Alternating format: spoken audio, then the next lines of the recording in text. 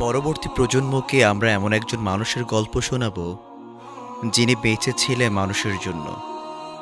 অন্যায়ের বিরুদ্ধে ছিল তার বলিষ্ঠ কণ্ঠস্বর। শোষণ ও আধিপত্যের সামনে তিনি কখনো মাথা নত করেননি। ন্যায় ও সত্যের পথে ছিলেন অবিচল। তিনি আজীবন সংগ্রাম করেছেন মানুষের অধিকার রক্ষায়। জালিমের বিরুদ্ধে দাঁড়ানোর অপরাধে একদিন তাদের গুলিতেই তিনি শাহাদাত বরণ করেন। এই আত্মত্যাগ ছিল একটি ঘোষণা, সত্যকে হত্যা করা যায় না। অন্যায়ের বিরুদ্ধে মাথা তুলে দাঁড়াতে হয়, প্রতিবাদী হতে হয় মুখর।